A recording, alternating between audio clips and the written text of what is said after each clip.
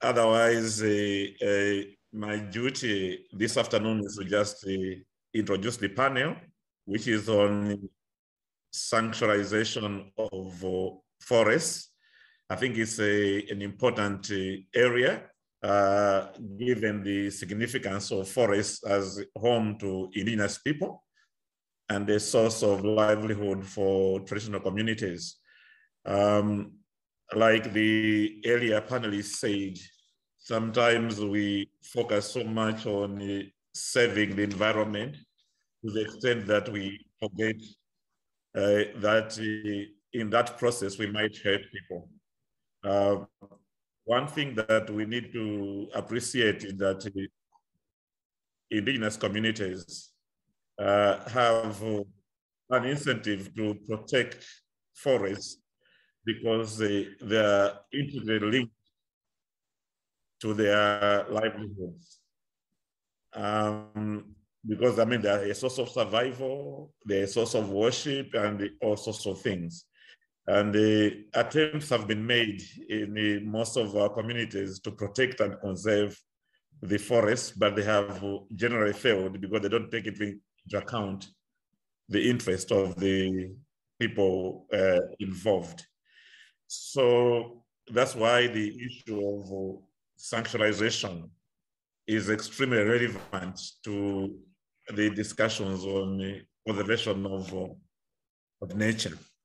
So the panel before us, I think there are 4 panelists, and let me introduce them now. The first panelist that I will introduce is Gate Bruch from Planet Amazon, and Mindahi Bastida from Otomi Indigenous Representatives. And then there is Apollinaire, also Leo, and Laura Pakwema. Maybe, I'm sorry, I might not have introduced the names properly, but the initial part of this conversation would be a conversation between Mindahi and Gert. So let me first of all introduce Gert. Gert is a journalist, photographer, director, and author of 2 books.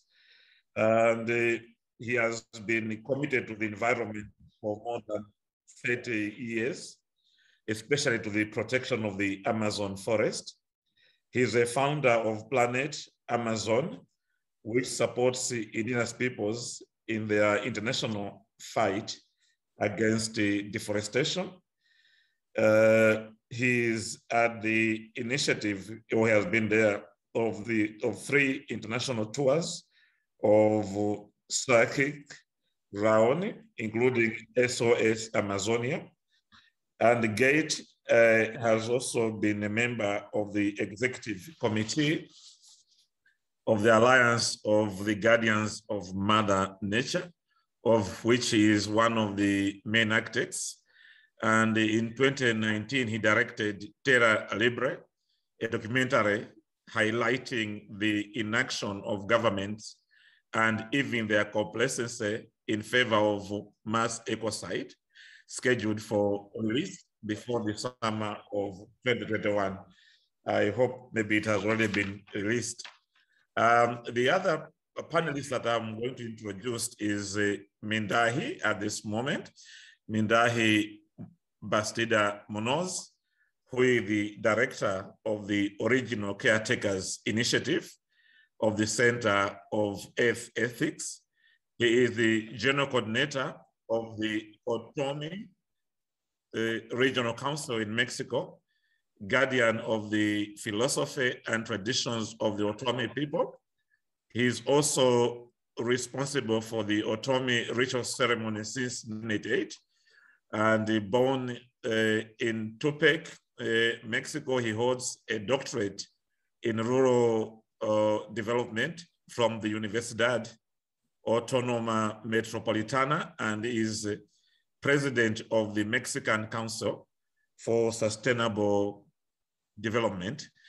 Monos is a member of the steering committee of the Indigenous Peoples Biocultural Climate Change Assessment Initiative and has been a delegate to several commissions and summits on Indigenous people's rights and the environment. He has written extensively on state Indigenous relations, cross-cultural education, collective intellectual property rights, and associated traditional knowledge, among other topics. So I'm sure that we're going to have a very rich conversation. And now I leave the floor to Gret and Mirahi. Thank you very much. Thank you.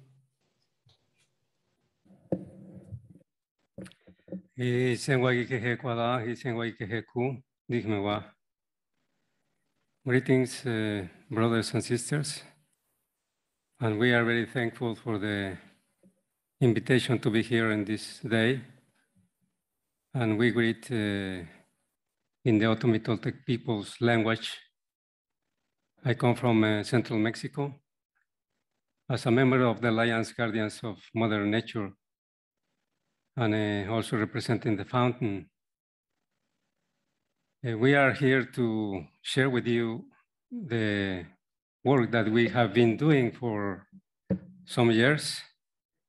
And if you can put next slide, please. So this began with a movement called from Chief Raoni. But actually, this is a call from Mother Earth.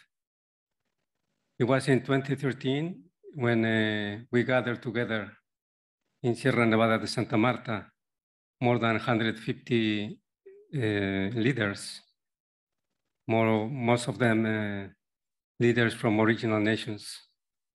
We were called by the peoples of Sierra Nevada, the Cogis, the Cancuamos, the Wiwas, and the Cogis, Cancuamos, Wiwas, and Arhuacos. It was about the time that also ended the long account of the Mayan calendar.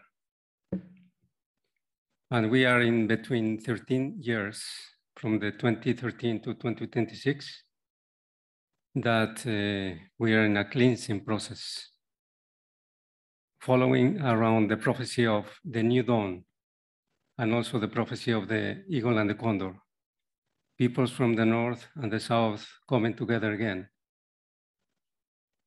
So this is very meaningful because during these times, what we are witnessing is a tragedy that we call now very softly climate change. Some others call it climate crisis. But actually it's more than that. It's a tragedy. Because with all the efforts that the governments and IGOS and other organizations are doing, it's not enough.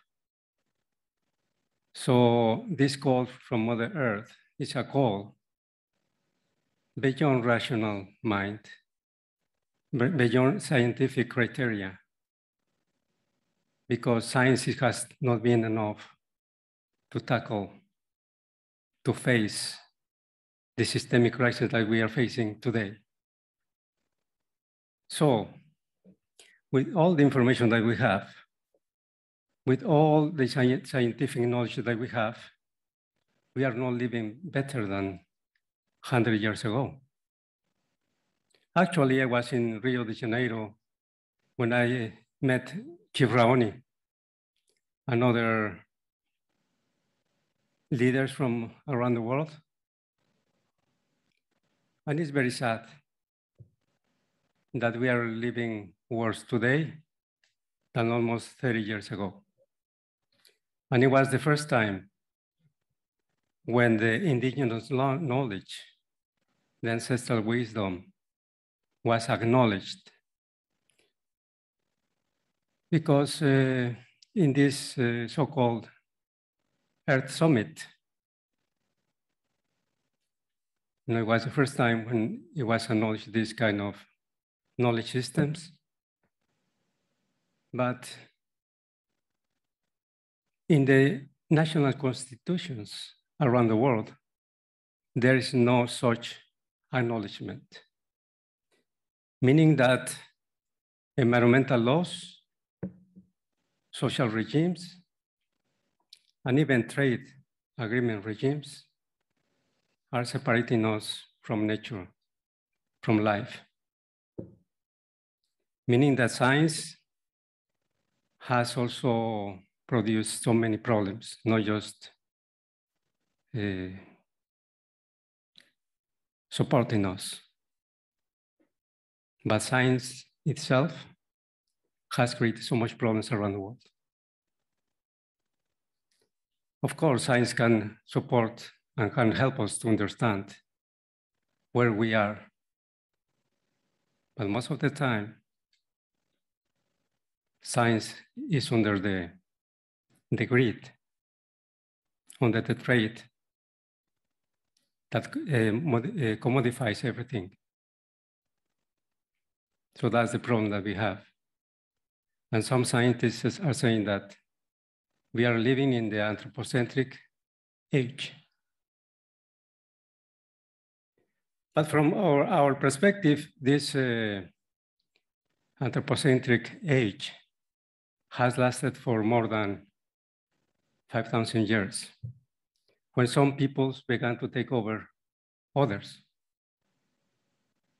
Now, this call from Mother Earth is telling us that this is the time and the space for us to slow down, stop, and reverse all the anthropocentric damage that we have created, not just among human species, but in the tangible and intangible worlds. So this call from Mother Earth began when we met in Paris. I remember it was in the La Reine Blanche Theater.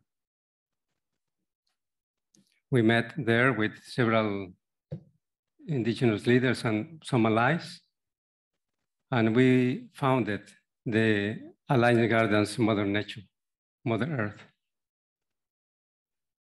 So as you see today, next slide, please. There is a call. There is a call from original nations.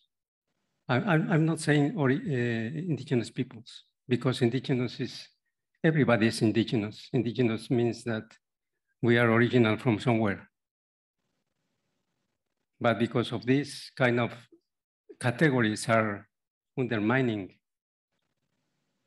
our lives. And most of the time we are the most affected. At the same time, we are the ones who are caring for life.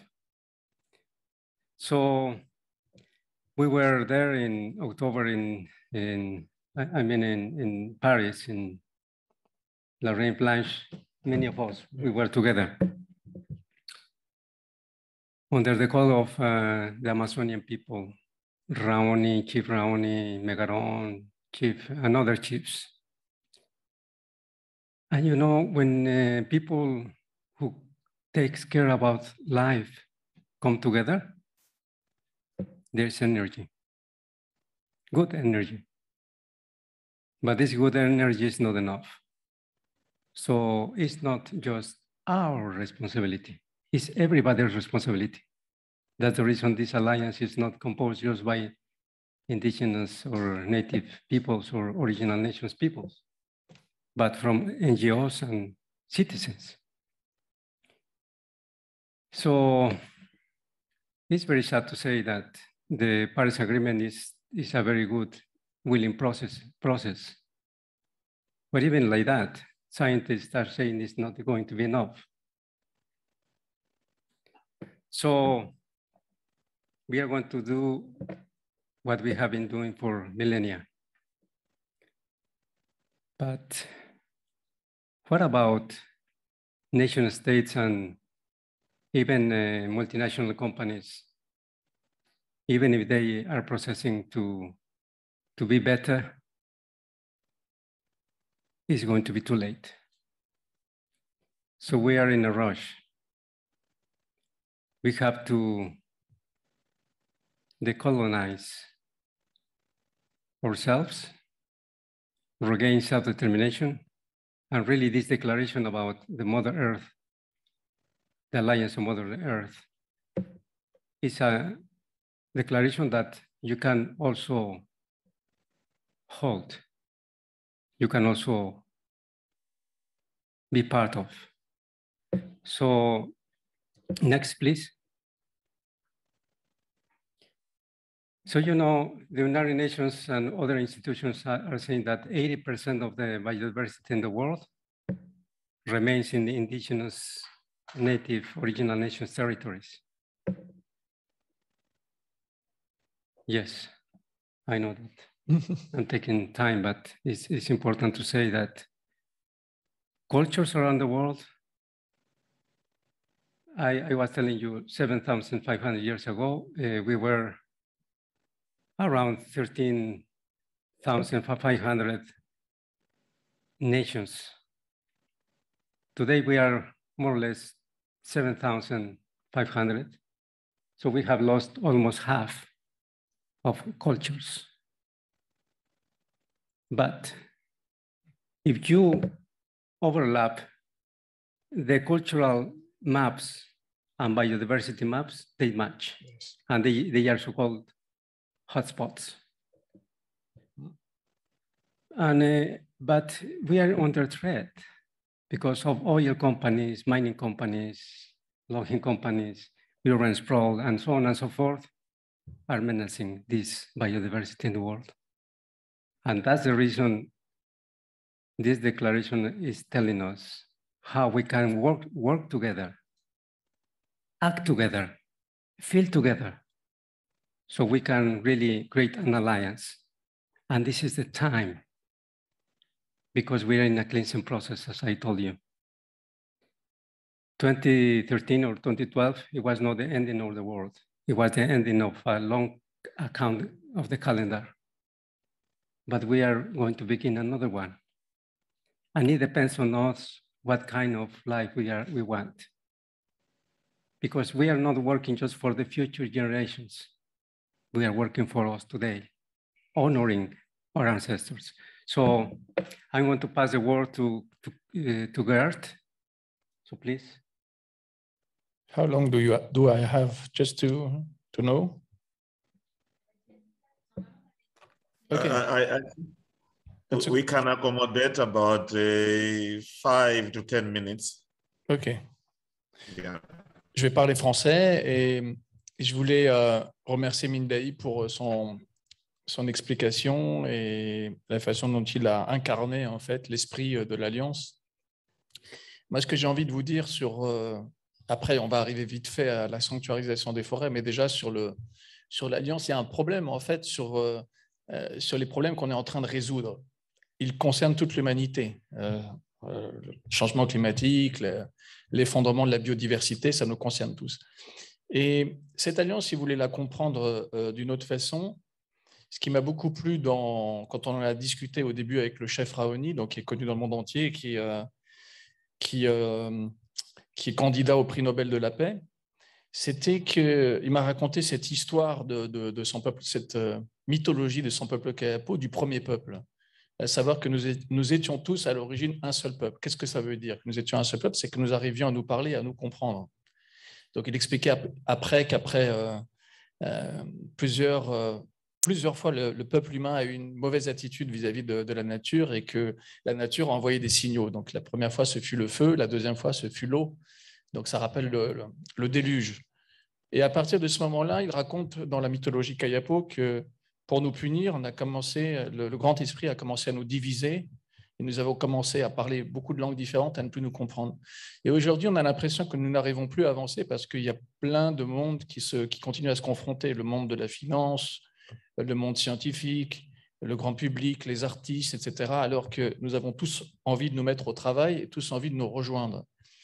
Cette alliance, elle a été créée dans cet esprit par le chef Raoni à l'origine, dans un esprit d'ouverture et de dialogue pour qu'on puisse reparler enfin comme un même peuple, comme d'une seule voix, et qu'on arrive à reconstruire le village monde. Parce qu'aujourd'hui, le problème majeur, c'est qu'on fait des conférences après conférences, mais les mondes n'arrivent pas à se rejoindre et à s'asseoir et à dialoguer.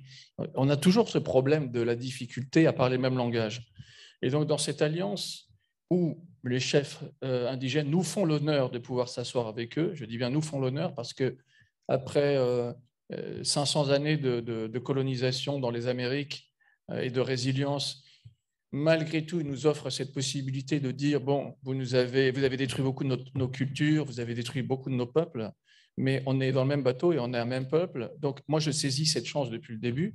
Et quand on a lancé ça à la COP21, le chef Raoni était assis avec Paul Watson qui combat pour les océans. C'était une image symbolique très forte.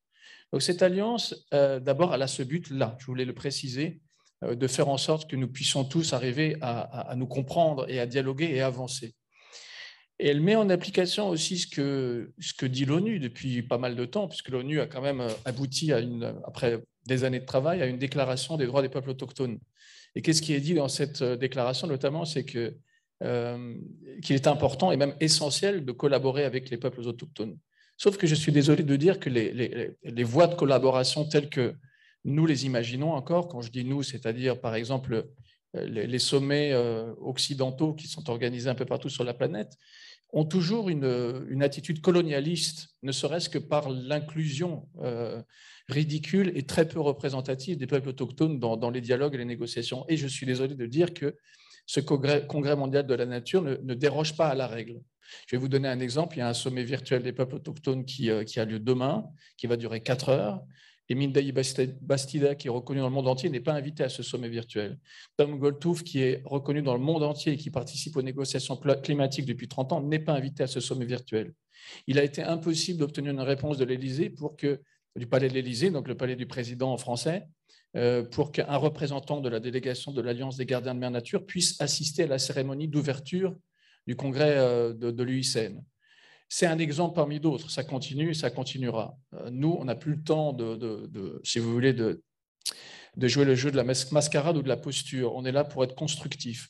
Et ce que je peux vous dire, par exemple, sur le projet de sanctuarisation des forêts, qu'est-ce que ça veut dire? Ça vient d'une discussion à la base entre le chef Raoni et l'ancien Premier ministre français Michel Rocard, qui a travaillé très longtemps sur la protection des pôles. Et il nous a dit, vous savez, moi j'ai travaillé pendant des années, ça demandé une énergie considérable pour qu'on arrive à un moratoire. Il a dit, aujourd'hui je le regrette pour la protection des pôles. Je comprends tout à fait la crainte du cacique Raoni pour le futur des forêts, pas seulement l'Amazonie. Il a dit, je vous recommande vraiment de travailler plus sur un concept de sanctuarisation des forêts, en pesant chaque mot, chaque virgule.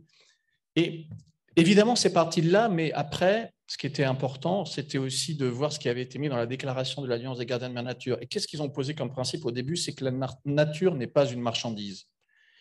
À partir de là, quand vous voyez que la plupart des plans de protection des forêts, qu'on relie évidemment à la lutte contre le changement climatique, visent en fait à intégrer ces forêts au marché, à les faire entrer dans le marché carbone, là, déjà, on a quelque chose de nouveau, de colonial, et c'est vraiment perçu comme, par l'Alliance et par ses chefs qui nous ont éduqués là-dessus, comme la forme ultime de colonialisme, ce colonialisme vert qui, par exemple, le carbone qui est censé être capturé par les arbres, et en faisant fi de tout le reste. C'est-à-dire qu'on considère à ce moment-là que la biodiversité n'a aucune valeur, que la culture des autochtones n'a aucune valeur, et que la seule valeur qu'on peut accorder aux forêts, c'est le carbone. À partir de ce moment-là, c'est perçu par les anciens et par les sages, par les membres de l'Alliance, en effet comme une manière de coloniser l'air que l'on respire. Ils vont jusque-là en disant, mais c'est la forme de colonialisme ultime. Donc le projet de sanctuarisation des forêts, c'est trouver un modèle qui sort de cette marchandisation de la nature pour proposer quelque chose de viable et pas pervertir la lutte des peuples autochtones dans la réalité. Qu'est-ce qu'il y a de plus pervers que de transformer ces gardiens de la terre-mère en caution, c'est-à-dire les faire devenir caution de la pollution qui peut être faite à l'autre bout du monde? C'est-à-dire, comment peut-il être imaginable qu'une entreprise chinoise, européenne, puisse, on va dire, compenser ces pollutions en donnant en achetant quelques crédits carbone à des populations autochtones qui, ceci dit en passant, vont perdre l'autonomie sur leurs forêts. Ces modèles-là, qui s'appellent Nature-Based Solutions, aujourd'hui, qui se sont appelés Projet RED il n'y a pas si longtemps, qui changeront de nom, qui vont muter les noms. C'est comme les multinationales. Vous savez, les multinationales, quand ils ont une image un peu trop sale ou un peu trop controversée, ils changent de nom. Eh bien, c'est la même chose. Donc, mais qu'est-ce que ça veut dire au fond? Ça veut dire que, comme je vous le dis, c'est perçu en tout cas par ces territoires qui sont les derniers, on voit encore la carte derrière. C'est quand même fort de dire que ces gardiens-là nous protègent, parce qu'aujourd'hui, nous étions tous indigènes il y a quelques centaines, quelques milliers d'années. Aujourd'hui, ce sont les derniers. Donc pourquoi avoir cette idée de les coloniser et de les convertir finalement, encore une fois, à notre marché ou à ça? Non, c'est pas ça. Ce qu'il faudrait, c'est trouver, et c'est ça la sanctuarisation des forêts qu'on développe avec la chaire Normandie pour la paix, qu'on veut. On veut vraiment impliquer des scientifiques. Et je vous appelle tous à vous dire que cette alliance, ce n'est pas une alliance folklorique, c'est vraiment un moyen qu'on se mette tous au travail ensemble et qu'on arrive à parler d'une même langue. Vous faites des travaux formidables et je pense qu'on a vraiment besoin de dialoguer et on a vraiment besoin de construire ensemble, de trouver une voie. Aidez-nous à le faire aussi pour qu'on ne touche pas à ces forêts, qu'elles soient sanctuarisées en effet, qu'elles puissent être utiles à l'humanité. C'est prouvé déjà, on peut vous donner encore les arguments, on peut vous faire des magnifiques films dessus, mais trouvons d'autres voies que de les faire rentrer dans le marché, dans l'économie verte, parce que ça, c'est dangereux, ça, ce n'est pas viable. Donc, ça fait partie des choses importantes qu'on développe. La sanctuarisation des forêts, c'est d'abord le faire aussi avec les peuples autochtones. Et sanctuarisation des forêts, l'avantage qu'on a avec les peuples autochtones, c'est que leur savoir peut nous être utile, à partir du moment où on les respecte, bien sûr, et qu'on ne fait pas continue pas le pillage, parce que ce sont des peuples qui continuent à être spoliés, massacrés. Ça aussi, on le sait, au Brésil, par exemple, en ce moment, on sait ce qui se passe, mais être spolié, c'est-à-dire que trop souvent, on est venu spolier leur savoir, déposer des brevets, et finalement, ça profite à personne qu'à des grands groupes. C'est pas ça qu'il faut. Ils sont prêts vraiment à nous aider aussi à restaurer ce qui a été détruit. Parce que le vrai travail qu'on doit faire ensemble, c'est restaurer aussi une grande partie des espaces forestiers qui ont été abîmés. Et donc là, je suis allé en Afrique récemment, et je pense que ça va faire le lien, voir notre frère Apollinaire Oussoulio, qui nous a montré sur place. Apollinaire va mieux expliquer que moi, mais on est dans un pays, le Bénin, où la forêt a été ravagée par justement des politiques coloniales, des politiques même marxistes, figurez-vous, où il était devenu, il fallait éradiquer et la forêt et les sorciers, qu'on appelait les sorciers, qui étaient en fait dans la réalité les gardiens du savoir, qui connaissaient exactement tout de la forêt, comment la manager, comment la préserver. Et je suis allé chez Apollinaire récemment parce que le travail qu'il fait avec les anciens est absolument extraordinaire et ça prouve que la résilience peut être appliquée un peu partout. Et Apollinaire était avec nous au Brésil, sa contribution était importante, magnifique. L'Afrique aussi doit être au centre des débats, mais partout les forêts brûlent. I guess I should interrupt you there. Yes. And, okay. Yeah. Yeah, thank you very much. I think time is not on our side, but I guess you reached a point where you are introducing Apollinaire, and I think it was a convenient point for you to stop so that he can take over. I guess the call for Mother Nature has been heard, and it is repeatedly being heard, only that maybe we need to translate rhetoric into action. So at this point, ladies and gentlemen, let me introduce you to Apollinaire, also Leo, from Benin.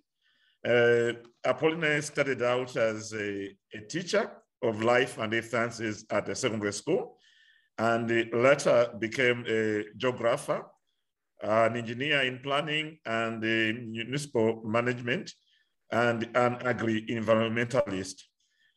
What often occupies his time today is his expert work. Our speaker is an expert in land jurisprudence, laws of nature, and indigenous knowledge, and an expert consultant in planning and local development, in centralization and local governance, and in land management, in environment and biodiversity management. He is also an expert consultant, trainer in tourism development, leadership, and entrepreneurship. At this juncture, let me invite Apollinaire to speak to us. Thank you. You have 10 minutes. Thank you Merci very much. beaucoup. OK, mais merci. Je voudrais remercier tous les organisateurs et saluer mes frères et sœurs de l'Alliance des gardiens de la mer nature. C'est quand même heureux que nous puissions trouver un temps pour savoir que nous n'avons pas que des droits, nous avons des devoirs, et des devoirs vis-à-vis de la nature, vis-à-vis des forêts.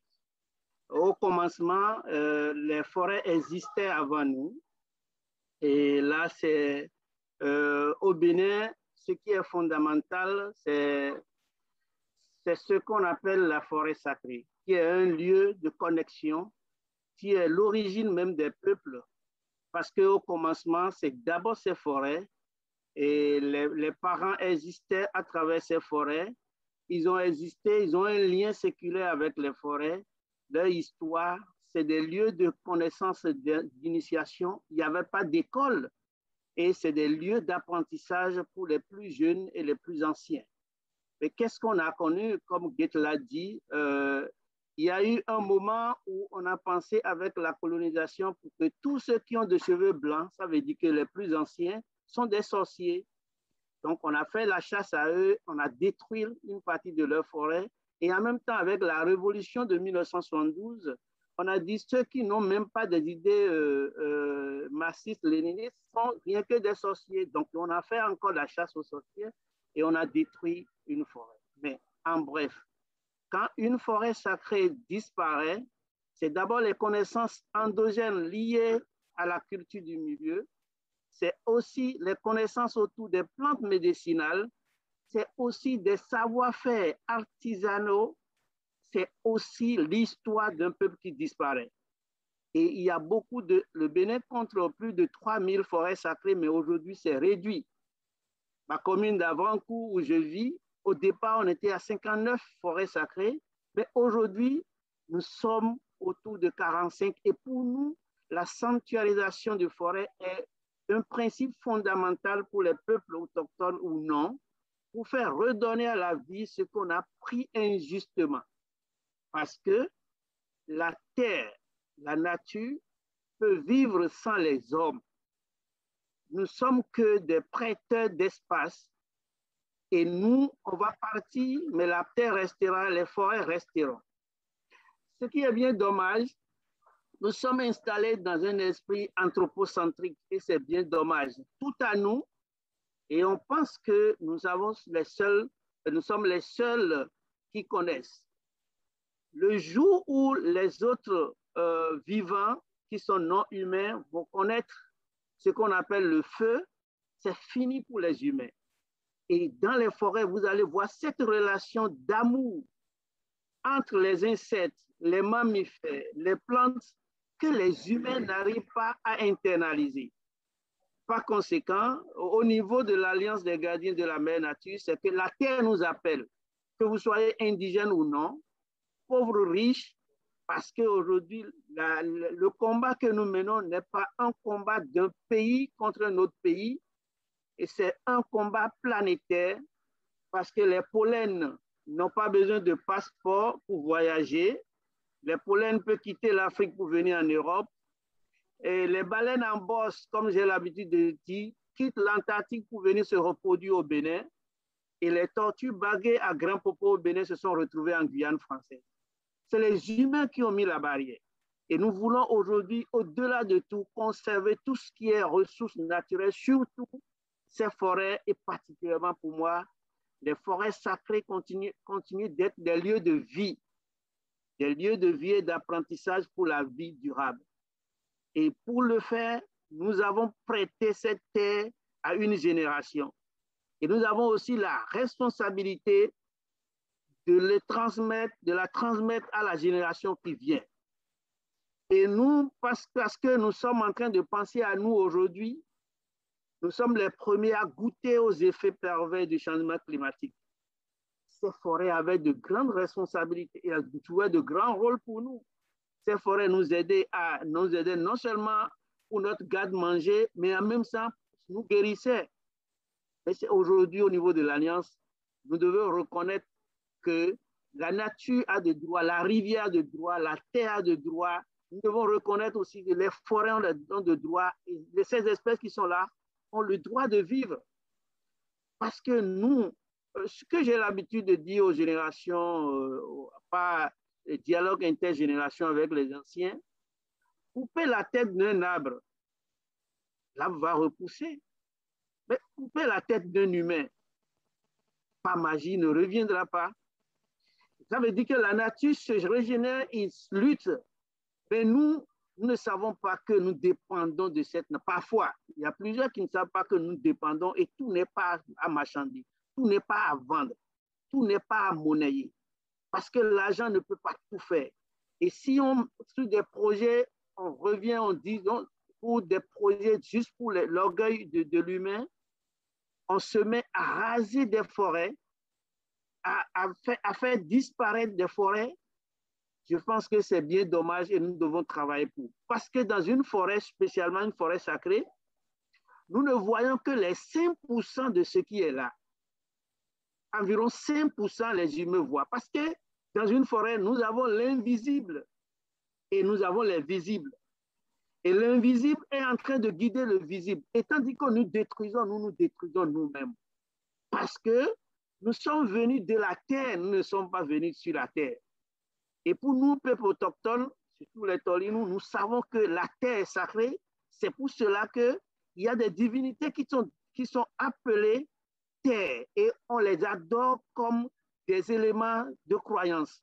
Et je pense aujourd'hui, c'est fondamental que nous puissions dire, si la terre se fâchait un jour, s'ouvrait, que deviendront les humains? Et retournons à nos forêts, protégeons-les pour nous et pour la génération à venir. Je pense voilà ce que je pourrais apporter et dire.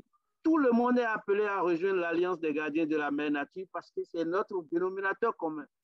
Que vous soyez blanc, noir, riche, pauvre, la terre qui m'a connu, la terre, si je viens en France, la terre qui m'a accueilli en France ne va pas demander est-ce que je suis noir ou je suis blanc.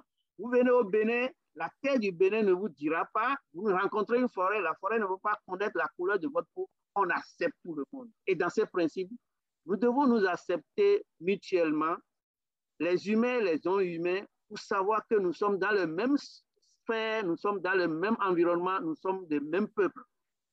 L'insecte peut être utile à l'homme, comme l'homme peut être utile à l'insecte, mais que nous ne mettons pas nos besoins, nos esprits anthropocentriques, parce que les humains sont devenus des consommateurs anacéphaliques et nous voulons tout et tout aujourd'hui, alors que la Terre nous dit hâte. Nous avons déjà beaucoup de phénomènes qui nous montrent des signes annonciateurs. Aucune prière, aucune supplication à un Dieu ne nous sortira. C'est parce que nous devons changer.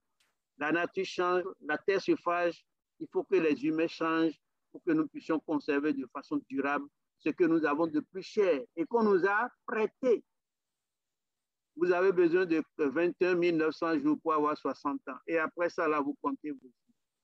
Et pendant cette période, si vous détruisez tout, vous allez vous autodétruire. C'est ensemble que nous allons nous mettre pour que nous redonnons à la terre ce qu'on a pris et qu'on puisse espérer encore qu'un jour, il fera mieux vivre pour les êtres humains et les non-êtres humains dans l'harmonie, dans la nature. Donc, créons cette harmonie avec la nature et c'est l'appel parmi tant d'autres des gardiens de la mère nature pour que nous puissions aller à la sanctuarisation et même la sacralité parce qu'aujourd'hui, mon travail, c'est de récupérer encore les terres en disparition ou bien de récupérer encore ces forêts et de leur redonner vie et de les rendre plus sacrées parce que la vie est sacrée, les forêts sont sacrées, les forêts, c'est aussi la vie et la vie des humains dépend aussi de ces forêts.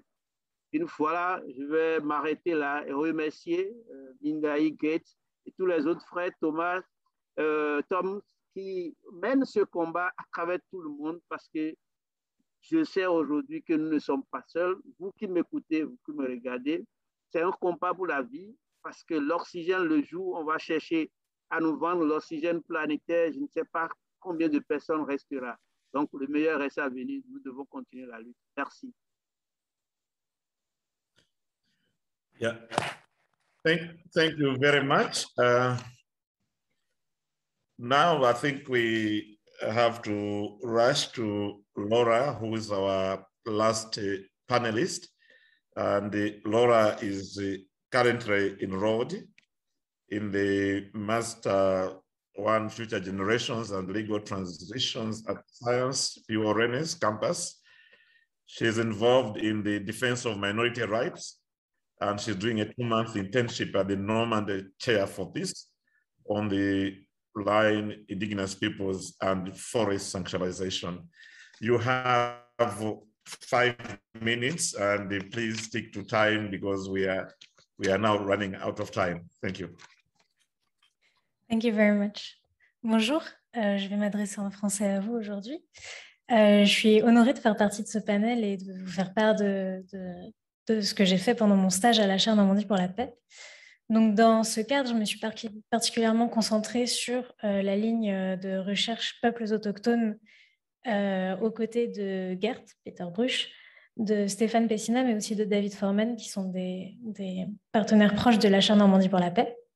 Donc, dans cette optique, on a organisé sous forme de webinaire avec l'Alliance des gardiens de la Mère Nature une rencontre intergénérationnelle en juin dernier sur le thème de la nécessaire sanctuarisation des forêts par la transmission des savoirs ancestraux.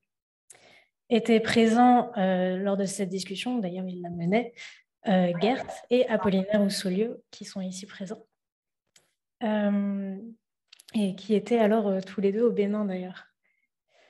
Cette rencontre s'inscrivait dans la continuité du module projet que j'ai mené avec mes camarades de promotion, donc Delphine, il y avait aussi Olivia, Anna, Anna et Eduardo.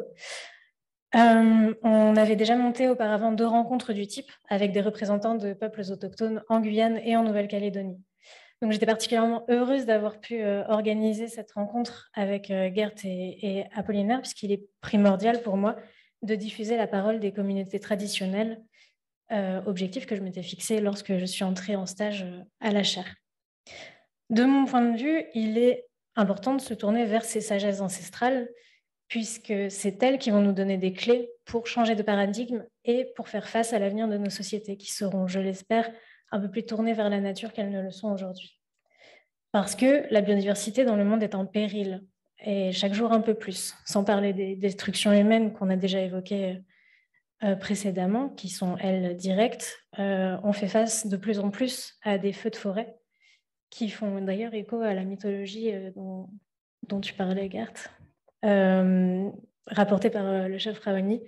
Donc, maintenant le feu, bientôt l'eau, attention.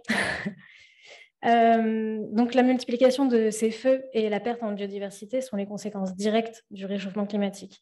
Alors, il est temps d'agir et d'inverser la tendance à très court terme. Pour ça, il est primordial d'encourager et d'accélérer le mouvement de sanctuarisation des forêts, projet mené au Bénin par Apollinaire, par exemple, notamment à travers son initiative Graines de vie, qui mêle à la fois éducation, droit des générations futures et reforestation. Et donc, c'est lors de mon stage que je me suis rendu compte du lien intrinsèque qui existe entre toutes ces problématiques et surtout entre celle de la sanctuarisation des forêts et la cause autochtone. Parce que protéger les forêts habitées, c'est protéger les personnes qui y vivent, leur culture et leur futur. Et peut-être aussi le nôtre. Merci.